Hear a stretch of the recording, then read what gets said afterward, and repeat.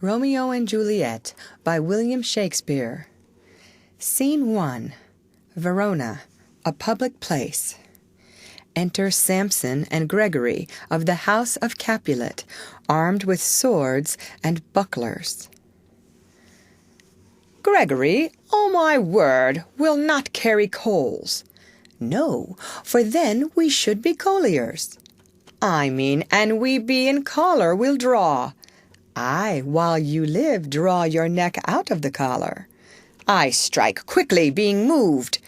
But thou art not quickly moved to strike. A dog of the house of Montague moves me. To move is to stir, and to be valiant is to stand. Therefore, if thou art moved, thou runnest away. A dog of that house shall move me to stand. I will take the wall of any man or maid of Montagues. That shows thee a weak slave, for the weakest goes to the wall. True, and therefore women, being the weaker vessels, are ever thrust to the wall. Therefore I will push Montague's men from the wall, and thrust his maids to the wall. The quarrel is between our masters and us, their men. 'Tis all one. I will show myself a tyrant. When I have fought with the men, I will be cruel with the maids, and cut off their heads. The heads of the maids? Ay, the heads of the maids, or their maidenheads. Take it in what sense thou wilt. They must take it in sense that feel it. Me they shall feel while I am able to stand, and 'tis known I am a pretty piece of flesh. 'Tis well thou art not fish. If thou hadst been poor John. Draw thy tool. Here comes 2 of the house of the Montagues. My naked weapon is out. Quarrel, I will back thee. How? Turn thy back and run? Fear me not. No, marry, I fear thee. Let us take the law of our sides. Let them begin. I will frown as I pass by, and let them take it as they list. Nay, as they dare, I will bite my thumb at them, which is a disgrace to them, if they bear it. Enter Abraham and Balthazar. Do you bite your thumb at us, sir? I do bite my thumb, sir. Do you bite your thumb at us, sir? Aside to Gregory. Is the law of our side, if I say aye? No. No, sir, I do not bite my thumb at you, sir, but I bite my thumb, sir. Do you quarrel, sir? Quarrel, sir? No, sir. If you do, sir, I am for you. I serve as good a man as you. No, better. Well, sir, say better. Here comes one of my master's kinsmen. Yes, better, sir. You lie. Draw if you be men. Gregory, remember thy swashing blow. They fight. Enter Benvolio. Part, fools! Put up your swords. You know not what you do. Beats down their swords. Enter Tybalt. What? Art thou drawn among these heartless hinds? Turn thee, Benvolio, look upon thy death. I do but keep the peace. Put up thy sword, or manage it to part these men with me. What? Drawn and talk of peace? I hate the word, as I hate hell, all Montagues and thee. Have at thee, coward! They fight. Enter several of both houses, who join the fray. Then enter citizens with clubs. Clubs, bills, and partisans, strike, beat them down! Down with the Capulets! Down with the Montagues! Enter Capulet in his gown and Lady Capulet. What noise is this? Give me my long sword, ho! A crutch! A crutch! Why call you for a sword? My sword, I say. Old Montague is come, and flourishes his blade in spite of me. Enter Montague and Lady Montague. Thou villain Capulet, hold me not! Let me go! Thou shalt not stir a foot to seek a foe. Enter Prince with attendants.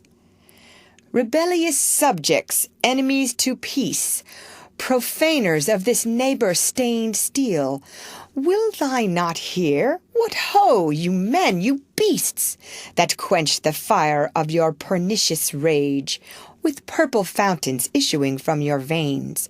On pain of torture, from those bloody hands, throw your mistempered weapons to the ground, and hear the sentence of your moved prince.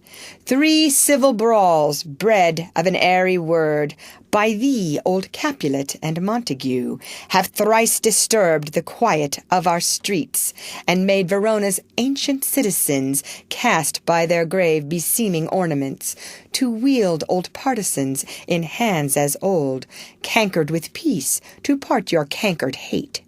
If ever you disturb our streets again, your lives shall pay the forfeit of the peace. For this time all the rest depart away. You, Capulet, shall go along with me, and Montague, come you this afternoon, to know our further pleasure in this case, to old free town our common judgment place.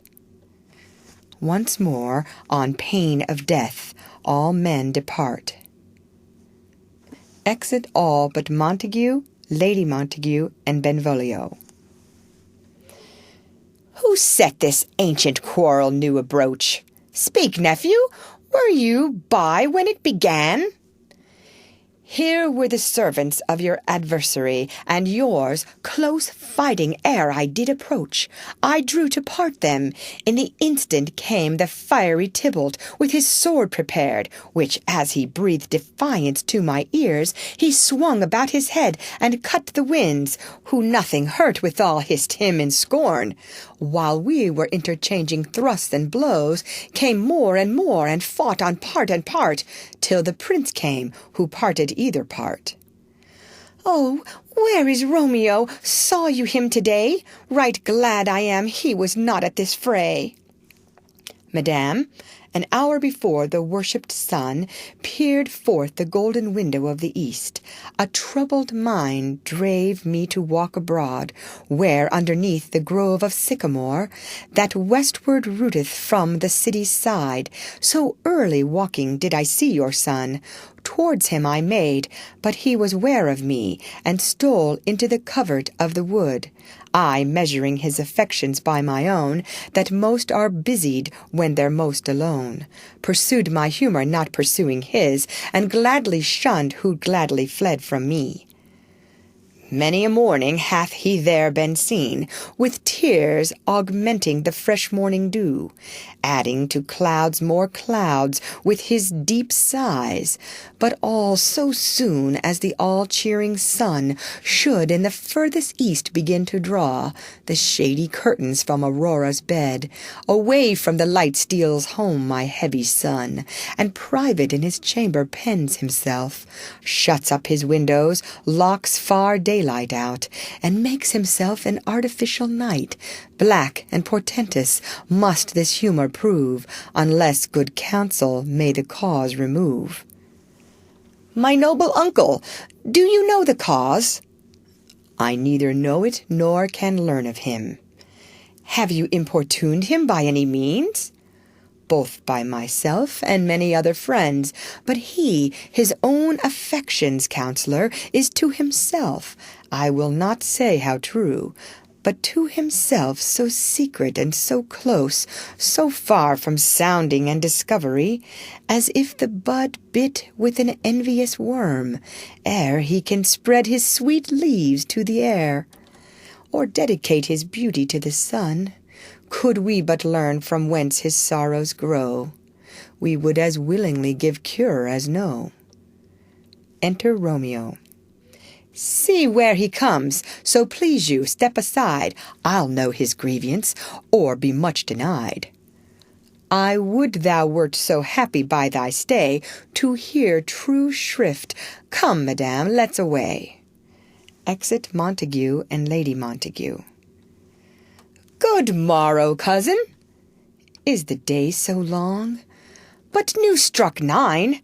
Ay me, sad hours seem long.